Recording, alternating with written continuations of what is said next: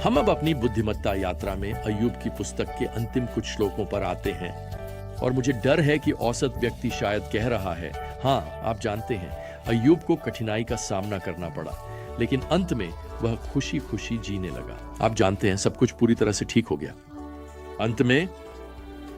खैर मैं आपको बता दूं, यह निष्कर्ष बहुत सतही विचारकों के लिए है। किसी ऐसे व्यक्ति से पूछें जिसने एक बच्चे को खो दिया है कि क्या दूसरा बच्चा होने से उनके दिल में वह खाली दर्दनाक जगह खत्म हो गई। किसी ऐसे व्यक्ति से पूछें जिसे दोस्तों और परिवार द्वारा छोड़ दिया गया हो, या किसी ऐसे व्यक्ति से जो किसी अपराध का शिकार हुआ हो जिससे उन्हें चोट पहुंची हो, क्या वे जीवन को बिल्कुल उसी तरह देखते हैं वे इसे देखते थे।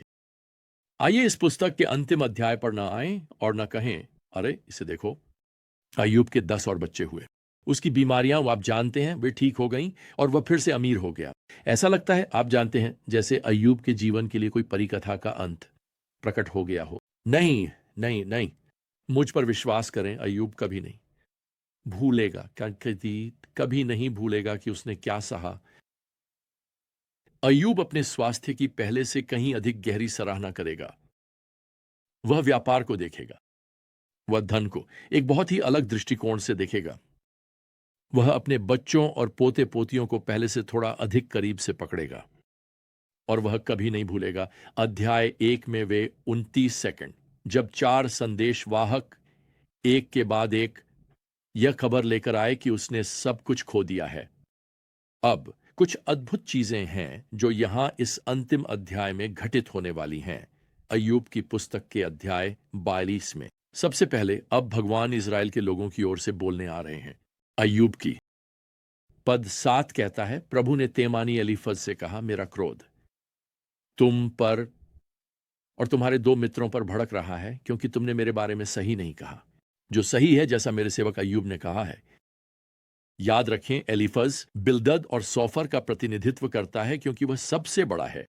इसलिए भगवान सार्वजनिक रूप से उसे और उन तीनों पुरुषों को उनके झूठे परामर्श के साथ निंदा करते हैं। वैसे यह अय्यूब के दिल में बहुत अच्छा किया होगा जब उसने इस पुष्टि को सुना। अब चौथे व्यक्ति एलीफज का यहां उल्लेख नहीं है। वह जितनी जल्दी आया था उतनी ही जल्दी गायब हो गया लगता है। लेकिन ये 3 सलाहकार कहने के लिए अब भगवान द्वारा उनकी असंवेदनशीलता, उनके गर्व, उनके छद्म आध्यात्मिक परामर्श के लिए बुलाए जाएंगे, जिसने मूल रूप से अय्यूब के चरित्र को नीचा दिखाया। उन्होंने अय्यूब की निंदा की, उन्होंने उसे एक विद्रोही व्यक्ति कहा जो भगवान के न्याय के योग्य था। अब भले ही प्रभु ने अय्यूब को अपनी न्यायप्रियता पर सवाल उठाने के लिए फटकारा है, अय्यूब ने गुप्त पापों के लिए भगवान का न्याय अनुभव नहीं किया था। याद रखें, अय्यूब इसलिए नहीं पीड़ित था क्योंकि उसमें विश्वास की कमी थी। वह इसलिए पीड़ित था क्योंकि वह एक विश्वास का व्यक्ति था। वास्तव में भगवान ने अय्यूब को आज तक एक स्थायी गवाही बना दिया है कि भले ही एक विश्वासी भ्रमित हो, भगवान अभी भी नियंत्रण में है। यहां तक कि जब एक विश्वासी पीड़ित होता है, तब भी भगवान के पास इसके लिए अपने संप्रभु उद्देश्य होते हैं। तो भगवान यहां इस अंतिम अध्याय में अय्यूब को सार्वजनिक रूप से निर्दोष साबित करते हैं। वास्तव में प्रभु अय्यूब को वो मेरियन सेवक कौम के रूप में 4 अलग अलग बार यहां पद 7 और 8 में संदर्भित करते हैं। यह अय्यूब के लिए सुनने में एक अद्भुत बात रही होगी। फिर भगवान एलीफज और उसके 2 दोस्तों से कहते हैं कि वे अपने गर्व और अपने पाप के लिए बलिदान तैयार करें। मुझे यह यहां पद 8 में बहुत पसंद है, जहां भगवान इन 3 बहुत अहंकारी पुरुषों से कहते हैं, मेरा सेवक अय्यूब तुम्हारे लिए प्रार्थना करेगा और मैं उसकी प्रार्थना स्वीकार करूंगा, ताकि तुम्हारे साथ तुम्हारी मूर्खता के अनुसार व्यवहार न करूं। तो इसके साथ भगवान अब अय्यूब को स्वास्थ्य और जीवन के आशीर्वादों को बहाल करना शुरू करते हैं। हम यहां पद 10 में पढ़ते हैं, और जब अय्यूब ने अपने दोस्तों के लिए प्रार्थना की तब प्रभु ने उसकी संपत्ति को बहाल कर दिया, और प्रभु ने अय्यूब को पहले से 2 गुना दिया। वैसे जब उसने प्रार्थना की, भगवान पहले उसके परिवार के घेरे को बहाल करते हैं। हम यहां पद 11 में पढ़ते हैं, अब उसके पास उसके सभी भाई बहन और सभी जो उसे पहले जानते थे और उसके साथ रोटी खाते थे। यह सहानुभूति और उसे सांत्वना दी, और उनमें से प्रत्येक ने उसे एक सिक्का और एक अंगूठी दी। यह मेरे लिए दिलचस्प है, क्योंकि अध्याय 19 में अय्यूब ने पद 3 और 14 में उल्लेख किया था कि उसका परिवार उसे छोड़ चुका था। यहां इस दृश्य को समझे। उसका परिवार, विस्तारित परिवार, मूल रूप से उपस्थित हो रहा है माफी मांगने के लिए।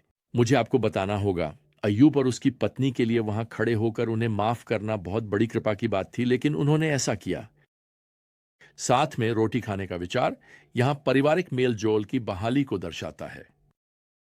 हमें यहां अध्याय 42 के पद 10 में बताया गया है कि प्रभु ने अय्यूब को पहले से दोगुना दिया।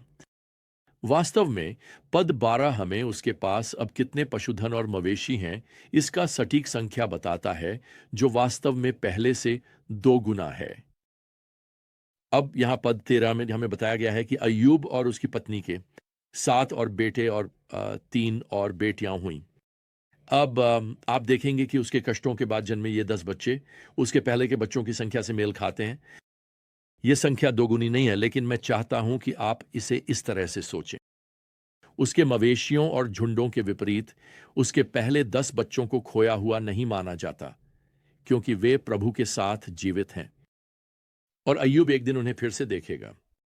इसलिए अय्यूब और उसकी पत्नी के अब प्रभावी रूप से 20 बच्चे हैं।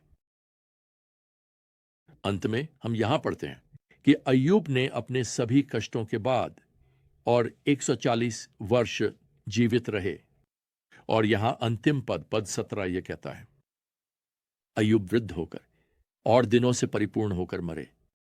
यह हिब्रू अभिव्यक्ति है जो एक लंबी और पूर्ण जीवन से संतुष्ट होने का संकेत देती है। क्या जीवन था उनका?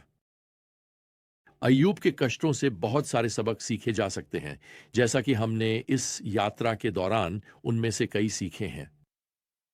मैं व्यक्तिगत रूप से सोचता हूं कि सबसे बड़ा सबक यह है कि अय्यूब अकेले नहीं थे। हालांकि भगवान अदृश्य थे, भगवान उपस्थित थे। भगवान हमेशा से ही शामिल थे। कोलोराडो विश्वविद्यालय में स्नातक के रूप में विलियम फ्रे ने हर हफ्ते कुछ घंटे जॉन नामक एक साथी छात्र को पढ़ने में बिताए। जॉन अंधे थे, लेकिन वह एक बहुत ही मेहनती, उत्सुक छात्र थे। उस युवा व्यक्ति ने विलियम को बताया कि कैसे उन्होंने किशोरावस्था में एक दुर्घटना में अपनी दृष्टि खो दी थी और उस समय उन्होंने जीवन से हार मान ली थी। वह कड़वाहट से भरे हुए थे। वह भगवान से नाराज थे कि उन्होंने ऐसा होने दिया, और उन्होंने अपनी नाराजगी अपने आसपास के सभी लोगों पर निकाल दी। उन्होंने अपने लिए कुछ भी करने से इनकार कर दिया और उन्होंने अपने परिवार के सभी सदस्यों से उनकी सेवा करने की मांग की। जब विलियम फ्रे ने पूछा कि उनके दृष्टिकोण में क्या बदलाव आया, तो जॉन ने उत्तर दिया, खैर, एक दिन मेरे पिता मेरे कमरे में आए और मुझे एक लेक्चर देने लगे। उन्होंने कहा कि वह मुझसे थक चुके थे क्योंकि मैं खुद पर तरस खा रहा था, और उन्होंने कहा, देखो, सर्दी आ रही है, हमेशा से तुम्हारा काम रहा है कि तूफानी खिड़कियां लगाओ। और उन्हें कहा गया कि वे खिड़कियां निकालें और रात के खाने तक लगा दें, नहीं तो। फिर मेरे पिता ने दरवाजा बंद किया और नीचे चले गए। खैर, जॉन ने कहा, द इससे मैं इतना गुस्सा हो गया कि मैंने इसे करने का निश्चय कर लिया। तो मैंने खुद से बड़बड़ाया। मैं धीरे धीरे गैरेज की ओर बढ़ा। मैंने खिड़कियां ढूंढी, मैंने एक स्टेप लैडर ढूंढा, मैंने सभी आवश्यक उपकरण ढूंढे और काम में लग गया। और मैं सोच रहा था, जब मैं इस सीढ़ी से गिरकर अपनी गर्दन तोड़ लूंगा तो उन्हें पछतावा होगा। लेकिन धीरे धीरे घर के चारों ओर टटोलते हुए मैं वह काम पूरा करने में सक्षम हो गया।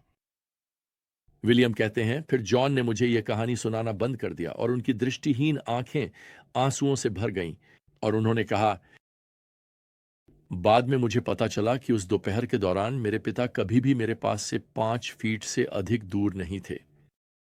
मुझे यह बाद में पता चला, लेकिन जब मैं उस सीढ़ी पर चढ़ उतर रहा था, खुद से बड़बड़ा रहा था, उपकरणों के साथ उलझ रहा था और उस भयानक परियोजना को पूरा करने के लिए पसीना बहा रहा था, वहां मेरी अंधता के अंधेरे में मेरे पिता मेरे साथ थे पूरे समय। हां, यही सबक है।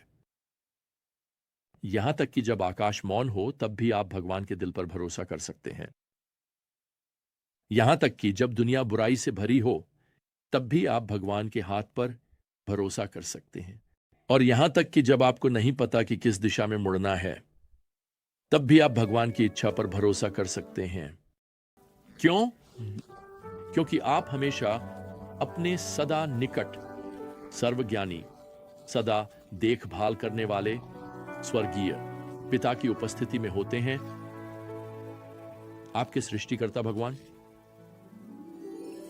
खैर, जब तक हमारी अगली ज्ञान यात्रा शुरू नहीं होती, प्रिय प्रभु यीशु मसीह की कृपा और भगवान का प्रेम और पवित्र आत्मा की संगति आप सभी के साथ हो। आमीन।